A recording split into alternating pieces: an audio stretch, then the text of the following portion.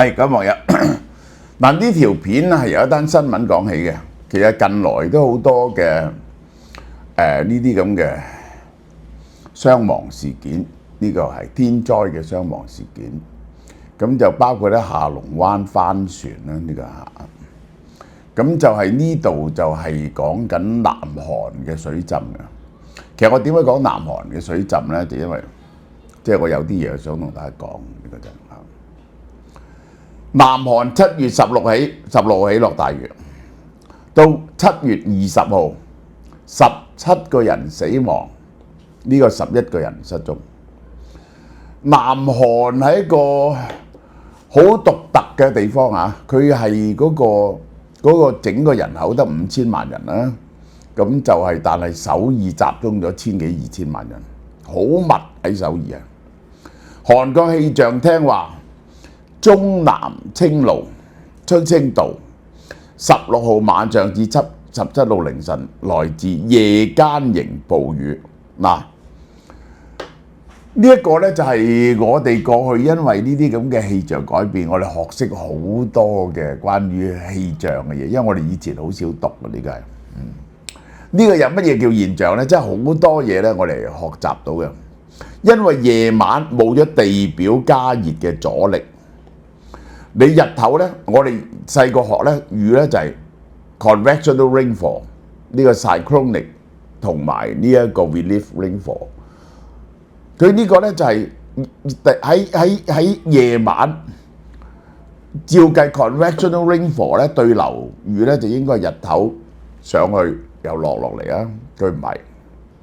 夜晚呢個地表冇咗加熱，嗰啲氣唔衝上去。咁於是咧擋唔住嗰啲低層嘅噴流，嗰啲低層嘅噴流咧又送啲熱帶水氣入嚟，於是夜晚落雨。你嗰個地表唔熱，日頭熱嗰時咧擋住咗來自熱帶嘅氣流，佢一唔加速上落就落咗嚟，於是夜晚落雨，呢個叫做夜間式暴雨。部分累計降雨量超過800毫米啊！好多處山體滑坡同城鎮嚴重積水。首都圈京畿道嘉平郡溪水暴漲，呢一個係呢個土石流，呢度死8個人，死多8個人。光州廣域市掃台洞堤防被突破，咁呢個就河流堤防。河水湧上街道，有個老翁被沖走，俾人哋救翻啊！好彩救翻。呢啲喺街道度，我最後先講啦。呢次落雨落咗5日，雨帶咧由南向北，瞬時雨量峰值達到每小時115毫米，遠超而家下水道同排水設計嘅頻率。嗱，呢個我第一樣要講，就係大多數嘅城市。大多數地方嗰個排水計算都係冇計到而家咁極端嘅天氣嘅，因為咧佢如果你幾十年前開始規劃咧，佢估唔到今日個極端個天氣係來得咁密同咁猛嘅，喐下都話100年未遇過啊，咁樣呢個就係防水防洪機制薄弱嘅根源。首爾一個咁大嘅面積，冚唪唥鋪晒英泥，滲唔到水，因此而家嘅下水道網絡冚唪唥滲唔到嗰泥度，衝落下水道網絡，迅速就超載然後伴隨污水倒灌，滋生災害，連污水都浸滿咗出嚟，同啲乾淨水溝埋一齊，於是好容易產生到疫情。防災政策長期都係偏向事後防災，因為點解呢？如果你要改個 infrastructure 要使好多錢嘅，可能要拆啲屋啊，整好多嘢嘅。對雨水排放系統嘅資本支出不足，管道老舊，維護缺位，使排洪能力下降，係城內嘅主因。我最記得咧1980幾年嗰時，我仲記得印象深刻啊！喺旺角同灣仔啊，嗰啲水浸到咧，我係要孭住個女走幾條街先至走得甩嘅，呢個就係咁嚴重嘅。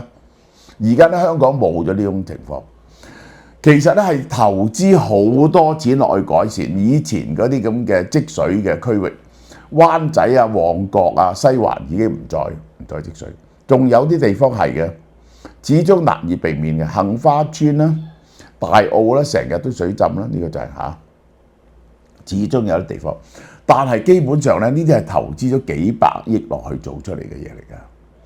而喺首爾啲咁密集嘅地方咧，第一就唔肯攞咁多錢出嚟啦，因為呢啲嘢咧就短期內唔見功效嘅，又唔係經常發生嘅。第二咧就係咧，你好牽涉到掘爛啲路啊，令到嗰啲人唔方便啊，所以咧就唔想做呢啲嘢，唔想做。缺乏以最基本嘅水文物理管理原則，冇計清楚晒嗰啲水文點樣流法嘅動態風險管理機制。呢個咧台灣都成日水浸喎，台灣都成日水浸喎，搞極都係咁。未因為極端降雨趨勢更新設計標準同執行流程，你就係唔敢打條更加厲害嘅數來。落雨落得更加密，落得更加大嗰條數，你點樣排水？即係咧，我要講咧，香港咧，我覺得香港嘅基建係世界上數一數二嘅。我睇下嗰啲 survey 亦都係喺香港，基本上咧，除咗過海隧道咧，你係唔會塞車嘅喎。我由一點去第二點咧，即係唔係去到新界西咁咧，都係半個鐘頭啊，好快啊！你喺倫敦啊〜逼死你啊！我話俾你聽啦，呢個真係重災區超過13000個居民被逼緊急撤離，幾千嘅人擠進臨時避難所。咁結果當然就係基層對社會嘅風險預防能力質疑。你教個政府究竟做乜嘢嘅咧？咁可以賴邊個啊？賴上任政府。上任政府咧，尹錫悅即係做咗2年幾3年啫。咁賴翻文在寅。文在寅咧又係同你個同黨嚟喎。總統李在明喺緊急會議強調，部分嘅傷亡可以透過更精準嘅天氣預報同提前警示避免嘅。傷亡係嘅，即係會落大啲雨，邊啲地方啲人要走要避。其實即係去到嗰啲咧，我係唔明嘅，即係有啲應該呢一早可以警告嘅，即係等於喺呢個德州呢次浸死人係可以一早警告。點解喺河邊仲浸死咁多嗰啲女生營咧？呢個係一早警報，你就知道嗰個區係會浸嘅。而家呢啲數咧就可以計到，係牽涉到提前對天氣嘅預測，比起幾十年前係非常之準確。嗰套警報通報系統照計，而家數碼時代更加容易，但係唔知點解由美國開始一路去到中國，不停出呢啲問題，不停出呢啲問題。社群媒體同地方議員點解5年前就話要升級排水系統，而家仲唔見實際進展啊？有冇撥錢出嚟？你撥咗幾多錢出嚟？呢個做呢樣嘢係好貴嘅，即係喺地下咧要用做好大嘅窿嚟到收藏啲水嘅，有緊急嗰陣時候係如果你要計到咧100年以內可能有嘅暴雨，你都要預防咧，係要使好多錢嘅。治理鏈路係咪已經納入最基本嘅海水入滲同埋排流原理咧？有冇計過路面啊唔會吸收水呢樣嘢咧？嗱，我最後想講呢樣嘢。呢樣嘢其實同德州嗰次浸死人，你一定要明白。我係駁斥，我係想問下啲人，係唔係支持 Donald Trump 嗰派嘅人認為環保完全係左膠嘅陰謀咧？其實咧係冇呢樣嘢嘅咧，呢個係一個騙局嚟嘅咧。你覺得係唔係咧？你係咪真心覺得係咧？點解啊？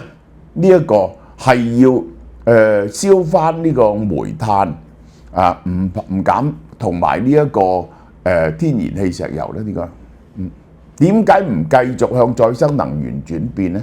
今日嘅再生能源咧就已經咧就係平過呢一個燒煤嘅喎，但係唔係堅決 Donald Trump 繼續燒煤，恢復翻燒煤，呢個係我唔能夠理解嘅。嗱，嗰啲人就話地球係會暖暖熱熱嘅，我同意地球係又會暖暖熱熱，好多個理由嘅。因為咧呢一個譬如話個地軸傾斜嘅度數唔同啦，就係嗰個地球係咪有呢一個大型嘅火山爆發又唔同啦。呢一個嗰個太陽系啊，喺呢一個銀河系嘅位置啊，係會影響到嗰個天氣嘅。啊，有啲地方咧，嗰啲係有啲物質喺度阻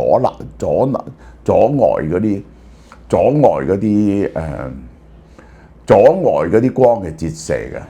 咁亦都有咧，就係生態系統嘅突變嘅啊，即係譬如話地底巨型火山爆發啊，呢一啲或者隕石打落嚟啊，呢啲咁嘅嘢。所以咧，我哋喺歷史上呢個溫度嘅升降係固然係好嚴重，但你唔好唔記得溫度嘅升降咧係會引起生物大滅絕嘅，其實係。咁今次咧係歷史上唯一一次嗰個氣温嘅升咧係由人類造成嘅，因此我哋有能力制止佢，我哋唔好再製造，就停止咗佢，或者減排，係喺自己嘅手上。而歷史從來未試過一次嗰個人類嘅文明啊係咁脆弱嘅。你去到先進咧，佢係更加脆弱，因為嗰啲電網啊所有嘅嘢，即係你個福島嗰次你咪係咯，你睇見個核能廠、核電廠係幾脆弱啊？呢個一個係搞到幾大鑊啊！越係先進咧嘅地方咧，佢越脆弱嘅，因為整個電網啊、交通啊嗰啲嘢咧係牽一發動全身嘅互聯網係，而且啊以前熱熱凍凍嗰啲生物咪死晒咯。生物會死嘅，呢啲生物隨時滅絕咯。喺歷史上啊，我哋曾經有過人類有歷史以來咧，就未試過大滅絕啦。但係咧就有冰河期啦，有冰河期啦。咁咧有冰河期咧，但係咧唔緊要喎，因為人類嗰陣時得幾多人啊？或者有呢個比較熱嘅時期，人類咧如果係 hunter-gatherer 社會咧，得幾千萬人至多係，今日有80億人。有60-70億住喺岸邊嘅，因為岸邊交通最方便。只要天氣再係咁惡化落去，嗰啲冰山再融咧，就浸沒咗岸邊㗎啦。包括咗上海嘅，包括咗天津嘅，包括咗廣州、深圳、香港嘅，當然包括咗紐約嘅。話俾Donald Trump聽，包括咗三藩市，包括咗 LA 咧，都一定浸咗嘅。你哋真正嘅立場喺邊？你話俾我聽，